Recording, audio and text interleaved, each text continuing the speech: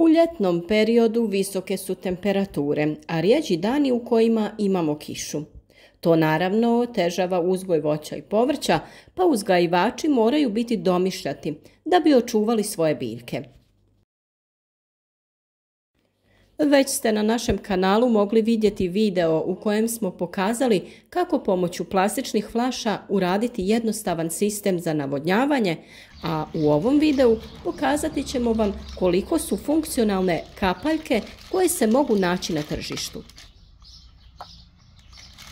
Ispred nas je period velike suše, ali i vrijeme godišnjih odmora, pa puno ljudi traži način kako da opskrbi svoje biljke vodom. Osim toga, pri zalijevanju biljaka tlo ne može upiti u kratkom vremenu veliku količinu vode, pa je najbolje rješenje zalijevanje sistemom kap po kap. Podržite naš rad sa lajkom ispod videa te podijelite ovaj video sa prijateljima. Potreba za vodom u ovom periodu je velika, a nedostatak vlage uzrokovati će teži razvoj biljaka, a samim tim i plodova. Jedan od najboljih načina za navodnjavanje biljaka je sistem kap po kap. Mi ga koristimo na većim parcelama i u plastenicima, ali nekad se desi da imamo biljke nepravilno raspoređene u vrtu. U takvim situacijama tražimo rješenja za zalijevanje manjeg broja biljaka. Upravo takvu situaciju imamo u vrtu na otvorenom, ali i u plasteniku gdje smo napravili podignute gredice. U drugom dijelu videa pokazati ćemo vam kako smo napravili sistem za navodnjavanje pomoću crijeva kap po kap, a sad da vidimo kako funkcioniraju kapaljke koje smo nabavili u vrtnom centru.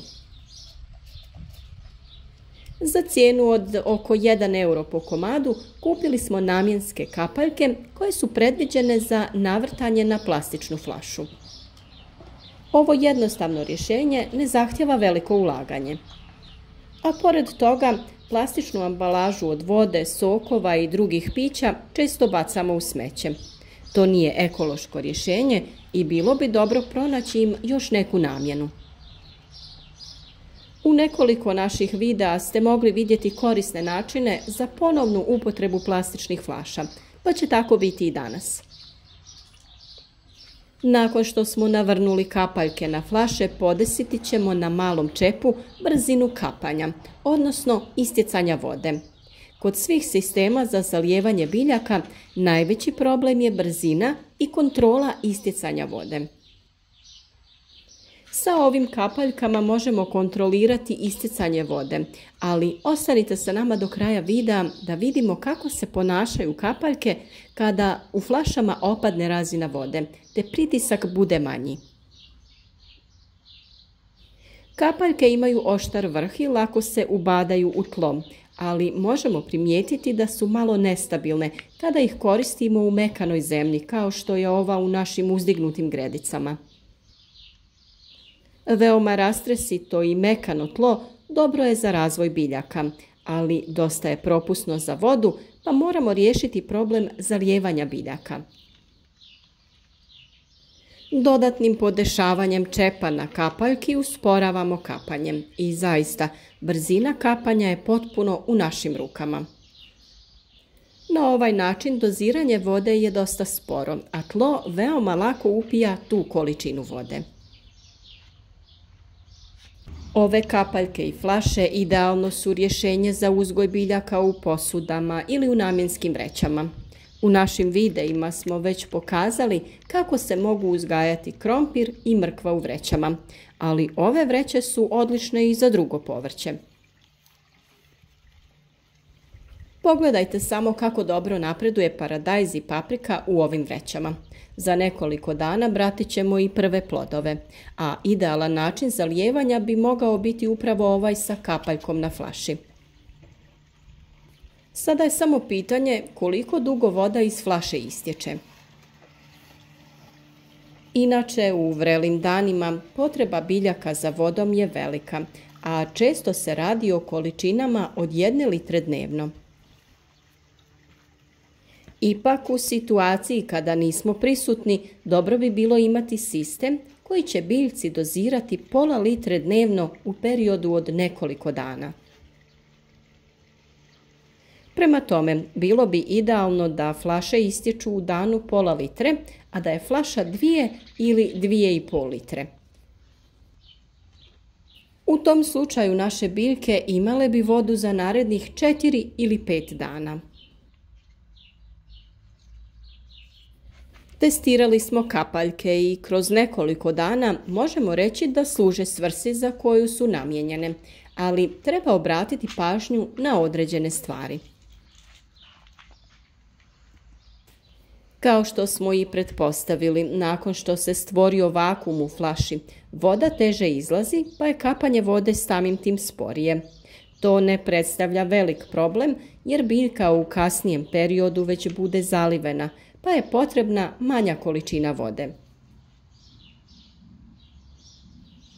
Pored toga, problem može biti zbog stabilnosti kapaljke, jer je šiljak kratak. Idealno bi bilo da su kapaljke samo malo duže. Naime, flaše postanu nestabilne nakon zalijevanja kada tlo bude mekano, pa postoji mogućnost da flaša padne na naše biljke koje zalijevamo.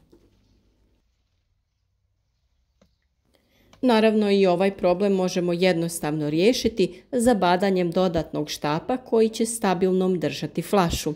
Naročito na to treba obratiti pažnju kada se za zalijevanje koriste veće flaše od otprilike 2 ili 2,5 litre. Zašto je dobro navodnjavati biljke na ovaj način?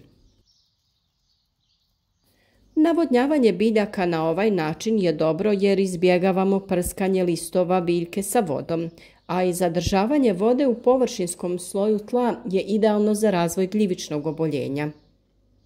Kapaljke ravnomjerno natapaju tlo oko biljke, a pošto je istjecanje sporo, tlo će upiti svu vodu.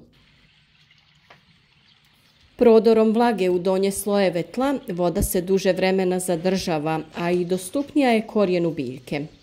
Ovaj način zalijevanja može se koristiti i u vrtovima, ali i za zalijevanje cvijeća u posudama na terasi. Kapaljke ne treba zabijati uz samu biljku da joj ne oštećujemo korijen. Najbolje je kapaljku udaljiti oko 15 cm od biljke. Na toj udaljenosti su trenutno tanki dijelovi korijena koji upijaju vlagu iz tla. Da bi ovaj sistem bio još djelotvorniji, oko flaše i biljaka može se rasuti slama, lišće ili pokošena trava kao malč. To će nam pomoći da zadržimo vlagu u tlu, ali također da smanjimo temperaturu tla.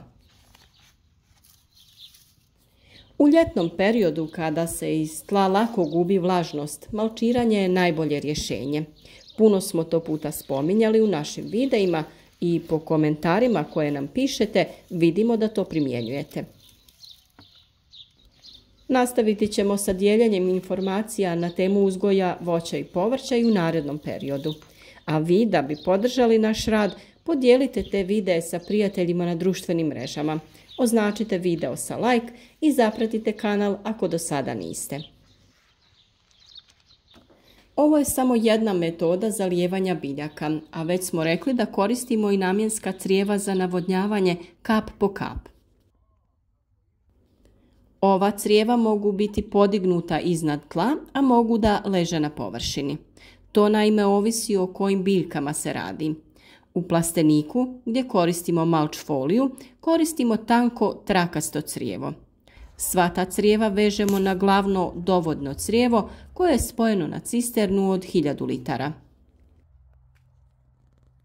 Ovakvi spremnici su idealni za navodnjavanje plastenika, vrtova, ali i većih plantaža.